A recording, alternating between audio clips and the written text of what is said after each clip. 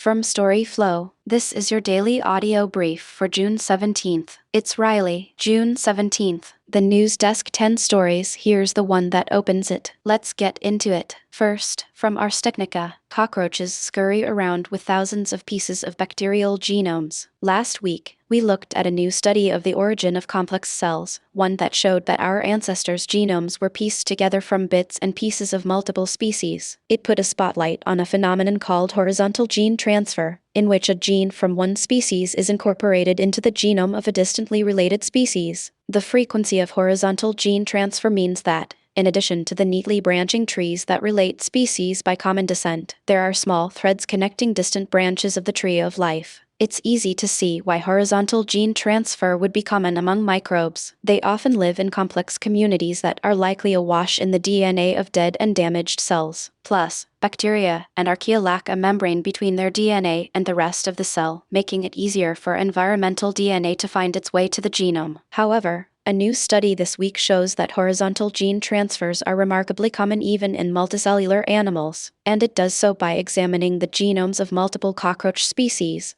which have had bits of bacterial DNA for millions of years. Next, second, from Arstechnica, cockroaches scurry around with thousands of pieces of bacterial genomes. I've been chewing on this new paper about cockroaches, and it's kind of wild how the bugs have been quietly borrowing DNA from bacteria for ages. The researchers dug into the genomes of several roach species and found thousands of bacterial gene fragments stitched into their DNA, some dating back millions of years. It's a reminder that horizontal gene transfer isn't just a microbial party trick, it's happening in animals too, just on a scale we haven't appreciated before. What's neat is that the roach's gut and the environments they live in are teeming with microbes, so the bacterial DNA is constantly floating around. Because insects don't have a hard nuclear membrane separating their genome from the rest of the cell, bits of foreign DNA can slip in more easily than we thought. The study shows these insertions aren't random junk. Many of the bacterial genes have been retained, suggesting they've been co-opted for some useful function. So, beyond the tidy tree of life we usually draw, there's this tangled web of genetic exchange that even multicellular creatures like cockroaches tap into. It adds a layer of complexity to how we think about evolution, more of a patchwork quilt than a straight line, with microbes stitching in their own threads. Up next, third, from Slashdot,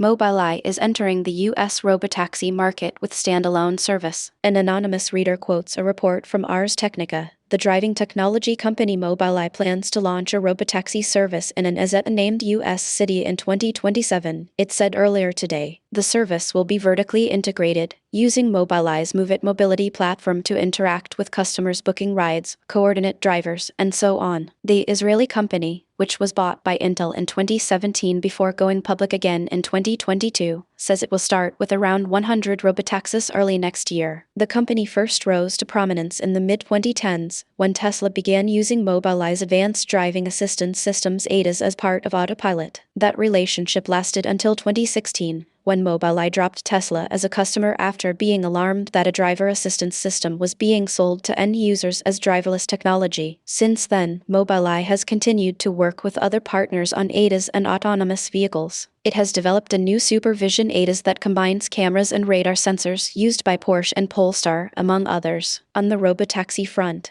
it has partnered with Volkswagen Group's Moya to develop a commercially available robotaxi based on the VW ID. Buzz minivan, and last year, Mobileye revealed plans to work with Lyft to deploy robotaxis in Dallas as soon as this year. If Mobileye's experience with the initial 100 robotaxis goes well, it says it will scale up to around 17,000 robotaxis within the following 5 years. The robotaxi revolution has only just begun, and its potential for transforming how we travel around the world continues to increase. Shashua said, "This initiative is not a replacement for our existing partnerships, it is an extension of them," said Amnon Shashua, founder and CEO of Mobileye. "We remain deeply committed to enabling automakers and mobility providers with Mobileye Drive. At the same time, operating our own service allows us to accelerate adoption, gain direct operational experience, and showcase the full potential of autonomous mobility." Read more of this story at Slashdot. And then, fourth, from Arstechnica Science, Trump admin abandons fight against wind energy as clean energy output surges. The Trump administration has abandoned its effort to halt wind energy projects across the United States and dropped its challenge to the court ruling that tossed President Donald Trump's order freezing federal permitting and leasing for wind projects. States that challenged the order hailed the development as one of the most significant legal victories against the Trump White House's campaign against the energy transition. On Monday, the U.S. Court of Appeals for the First Circuit dismissed the appeal after the Justice Department filed a motion for its voluntary dismissal on June 10. The case against Trump's executive order was filed in May 2025 by a coalition of attorneys general from 17 states and Washington, D.C., led by New York Attorney General Letitia James. Next. 5th, from DEFCON Alerts Threat Monitor, Russian frigate fires warning shots at British yacht Bright Future in English Channel after close approach in fog. English Channel. The Russian Defense Ministry stated that the frigate Admiral Grigorovich fired small arms warning shots into the water ahead of the UK-registered yacht Bright Future on June 16 after the yacht approached on a course that created collision risk in foggy conditions. The Admiral Grigorovich fired the shots as a last resort. The Russian Defense Ministry has said a Russian vessel fired warning shots near a British yacht sailing on a dangerous trajectory in the English Channel, the Russian Defense Ministry has said, adding that the shots were fired when all other options had been exhausted.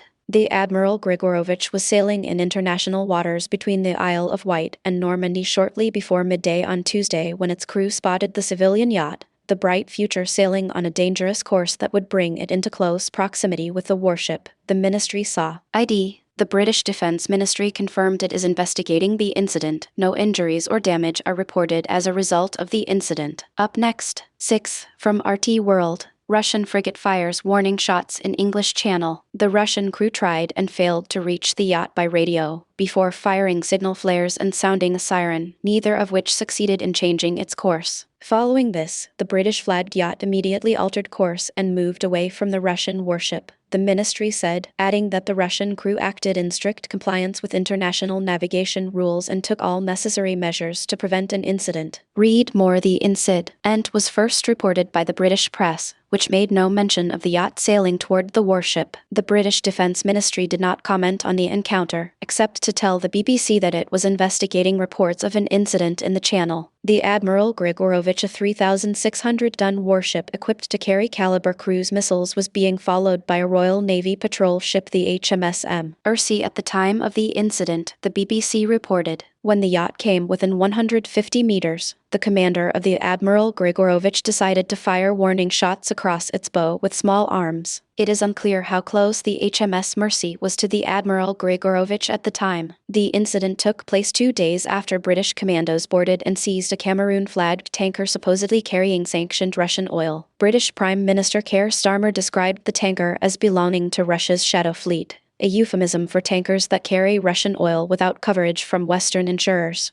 The vessel, the Smyatos, was boarded in the English Channel, and then, 7th, from The Guardian UK. Ministry of Defense investigates after shots apparently fired within 500 meters of vessel near Isle of Wight. The Ministry of Defense is investigating reports that a Russian frigate, the Admiral Grigorovich, fired warning shots on Tuesday morning within 500 meters of a British yacht sailing a little over 20 miles south of the Isle of Wight. Russian frigate fires warning shots at British yacht in Channel reports. No injuries or damage have been reported by the yacht, a pleasure boat, which continued its journey. A boat from HMS Tyne, a patrol vessel, has visited the yacht to gather details and check the crew are safe. Continue reading next. 8th, from storyflo. True Crime, the day's top 5, June 17th. From storyflo. This is your daily audio brief for June 17th. Here are today's top 5 true crime stories. Let's get into it. First, from CBS 48 Hours. Sneak peek. Dead girls don't talk. A man in Ohio is now facing murder charges after he allegedly slipped poison into drinks that killed 2 women. He apparently tried to keep his victims silent, muttering that dead girls don't talk. But the truth is coming out because a few brave survivors decided to speak up. One of the women who survived the attack told investigators how the poison was slipped into a shared bottle at a party, and how she noticed the sudden, terrifying drop in the other woman's breathing. She and another friend managed to get help in time, and their quick actions saved a life that might otherwise have been lost.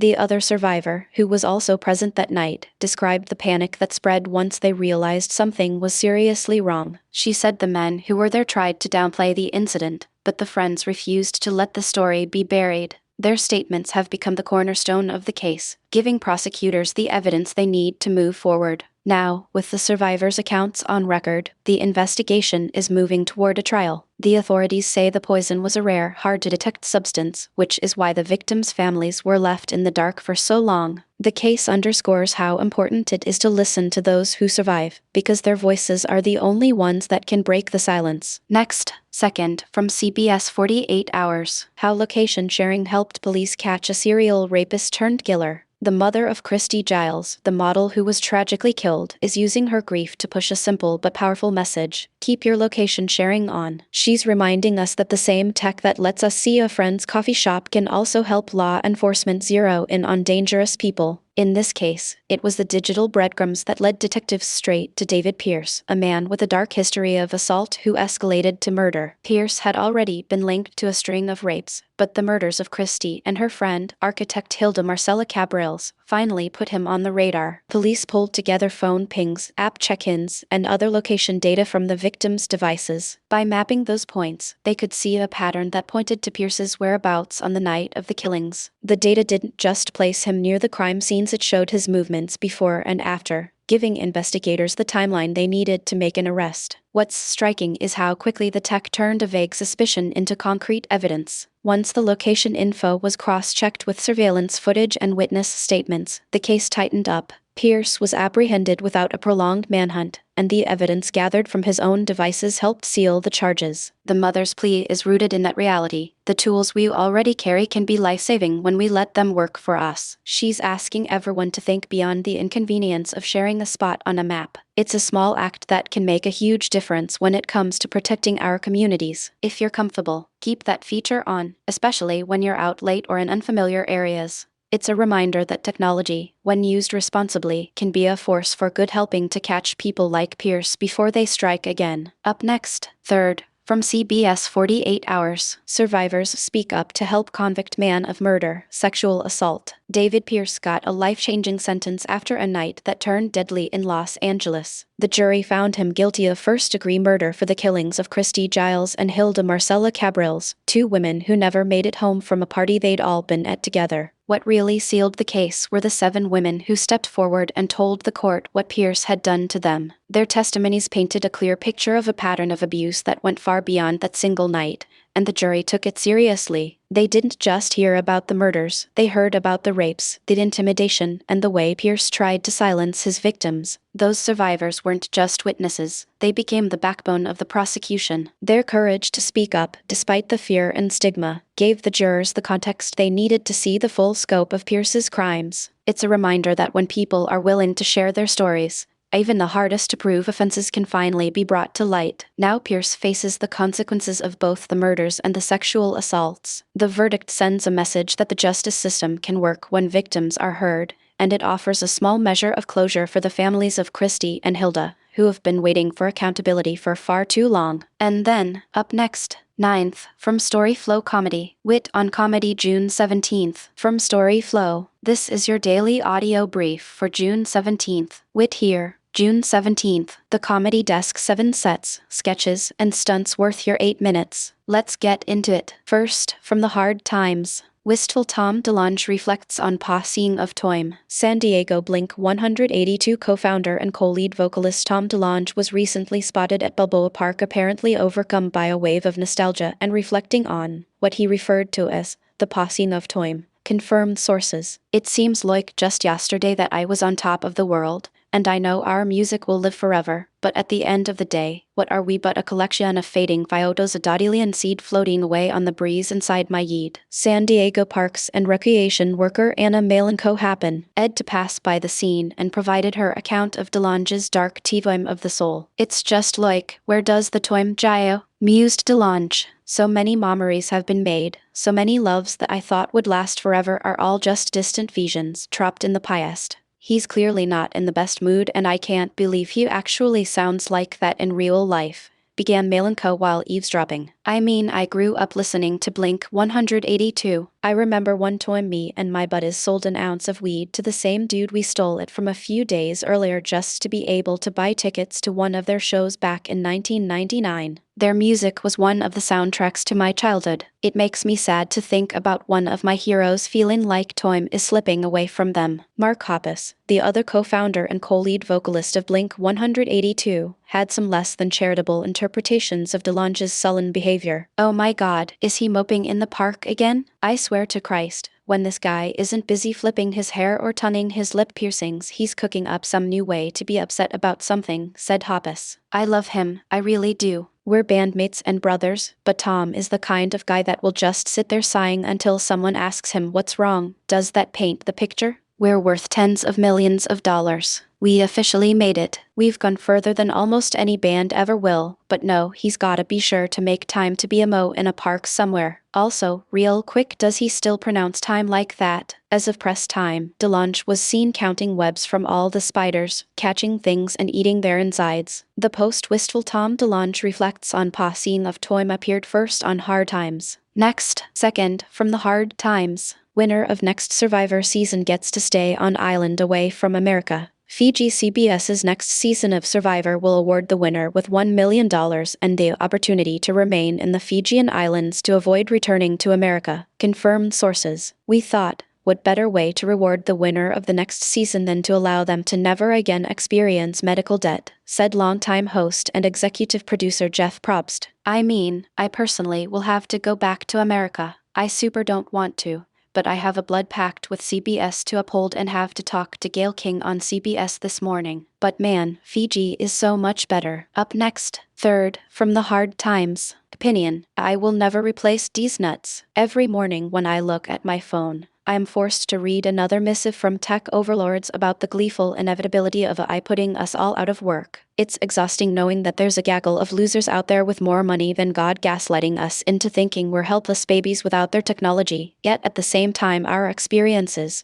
knowledge, and talents will be rendered obsolete by some disembodied information regurgitator. But it's not all hopeless, because I will never replace these nuts. I'd love to see these C-suite blowhards leverage AI to streamline grip. And then, fourth, from Clickhole, Death with Dignity, Life Alert has added a self-destruct button. Nobody likes to imagine their final moments on Earth, but we all harbor the deep desire to leave this world with as much dignity and control as possible. That's why this story is guaranteed to restore your faith in humanity and fill you with hope for the future. Life Alert has added a self-destruct button. Absolutely beautiful. Next, fifth. From McSweeney's Internet Tendency, Introducing Peace 1.0 TM, President Trump floated the idea that the Iran conflict could soon be a thing of the past, even as the ceasefire he signed stayed hidden behind a very general document. Meanwhile, the company that profits from blowing up water plants, schools, and a fifth of the world's oil shipments is rolling out something called Peace 1.0. And then, 10th, from storyflo Sports. Brock on Sports June 17th. From storyflo, this is your daily audio brief for June 17th. Brock here, June 17th. Game day. 5 stories worth your 8 minutes. First one's a story. Let's get into it. First, from Awful Announcing. Cape Verde goalkeeper Vazinha adds 7 million Instagram followers overnight. If you ever questioned the power and popularity of soccer as the world's game, the story of Cape Verde goalkeeper Vazinha should put all doubts to rest.